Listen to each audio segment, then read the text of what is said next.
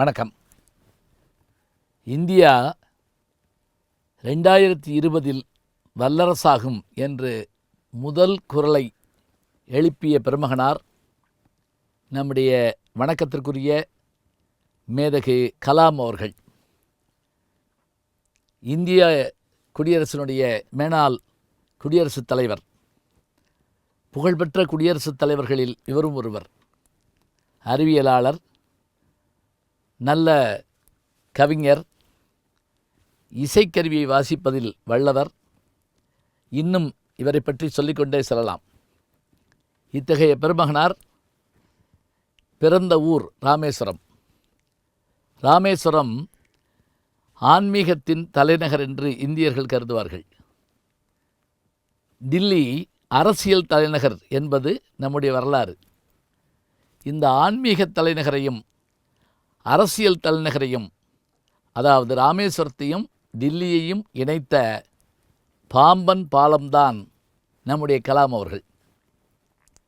இளைஞர்கள் அத்தனை பேருடைய முகத்திலையும் அவர் பேரை சொன்ன உடனே ஒரு ஒளி தோன்றும்.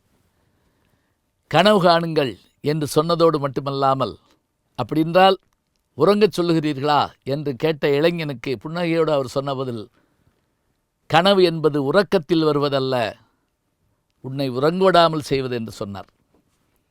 அத்தகைய பெருமகனாருடைய வரலாறு, அவருடைய புத்தகங்கள் எல்லாரும் பார்த்துருப்பீங்க. என்னை பொறுத்த மட்டில் நான் அவரை சந்திக்கிற வாய்ப்பு, அவரோடு பழகுகிற வாய்ப்பு எனக்கு கிடைத்தது. அதை பெருமையாக கருதி உங்களோடு பகிர்ந்து கொள்கிறேன். எப்படி அவர்கள் ஜனாதிபதியாக இருந்தபோது டெல்லி தமிழ்ச்சங்கத்தில் என்னை பேச அழைத்திருந்தார்கள். நான் என் குடும்பத்தாரோடு டெல்லி சென்றபோது கலாம் அவர்களை சந்திப்பதற்கான அந்த அனுமதியை கேட்டவுடன் ஒரே ஒரு வார்த்தை தான் சொன்னார். யார் மூலமாக இதை செய்தோம் என்றால், அவருடைய அறிவியல் ஆலோசகர் திருமிகு பொன்ராஜ் அவர்களுடைய அந்த ஆலோசனையின் பேரில் அவர் பார்ப்பதற்கான ஏற்பாடு செய்யப்பட்டது. அதே போல் அங்கிருந்த டெல்லி நண்பர்கள், சக்தி பெருமாள் அவர்கள் போன்றவர்கள்லாம் எனக்கு உதவி செய்தார்கள். அப்போ அவர் கேட்ட ஒரு கேள்வி, என்ன பார்க்குறதுக்காக அவர் மதுரையிலேருந்து செலவழித்து வரலாமா அப்படின்னு ஒரு கேள்வி கேட்ட உடனே நான் உடனே, இல்லை ஐயா, நான் தமிழ்ச்சங்கத்துக்கு பேச வர்றேன், என்னுடைய குடும்பத்தோடு உங்களை பார்க்க வரணும். சரி, உங்களுக்கு ஒரு 10 நிமிஷம் தர்றேன். அதே மாதிரி அனுமதி கொடுத்தாங்க.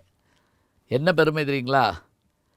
புகழ்பெற்ற இந்தியாவின் அந்த குடியரசுத் தலைவர் மாளிகையில் தமிழ் பேசுகிற நம்முடைய கலாம் ஐயா அவர்களை சந்திக்கிற வாய்ப்பு எனக்கு கிடைத்தது. 10 நிமிஷம் கொடுத்தாருங்க. அப்புறம் ஒரு 40 நிமிஷம் பேசிகிட்டு இருந்தார். என்ன காரணம்னா, திருக்குறள் பற்றி நான் சொல்ல ஆரம்பித்தேன். அதுலேயும் குறிப்பாக பாண்டித்துரை தேவருடைய வாழ்க்கையில் நடந்த ஒரு அற்புதமான விஷயத்தை நான் சொன்னேன்.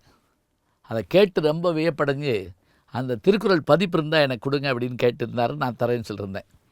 ஒன்று, அவரோடு சந்திக்கிற வாய்ப்பு கிடைத்தது.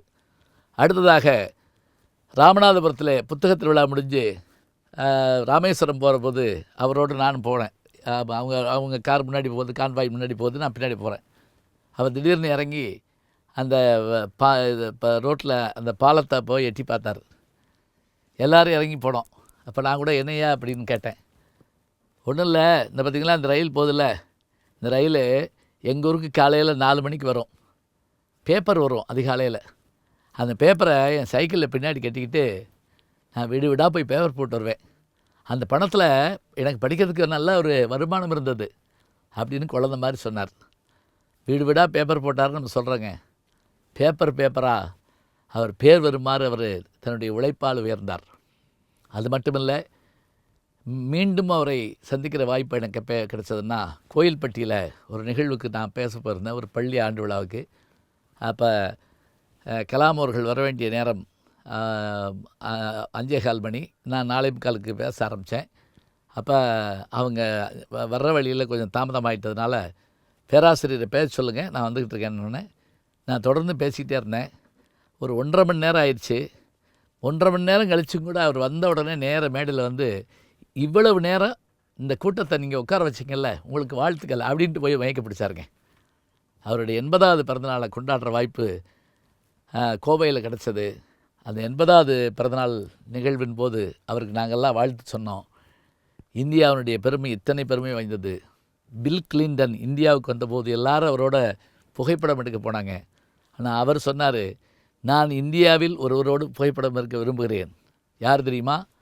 எங்களுக்கே தெரியாமல் பொக்ரான் என்கின்ற இடத்தில் அணுகுண்டு சோதனை நடத்தி காட்டினாரே அப்துல் கலாம் என்கின்ற அந்த விஞ்ஞானியோடு, அப்போ அவர் ஜனாதிபதி இல்லை, அவரோடு நான் புகைப்படம் எடுக்க வேண்டும் என்று அமெரிக்காவின் ஜனாதிபதி சொல்கிறார் என்று சொன்னால், அத்தகைய பெருமையை உடையவர் நம்முடைய கலாம் அவர்கள்.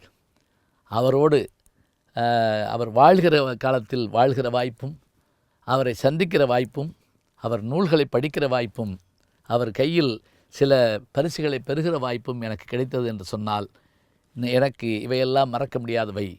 கலாம் அவர்களுடைய பெரும்புகழானது காலத்திற்கு நிற்கும். இந்தியாவின் வரலாறு எழுதப்படுகிற போது கலாம் அவர்களுடைய வரலாறு முதன்மையாக இருக்கும் என்பது எப்போதும் உண்மை.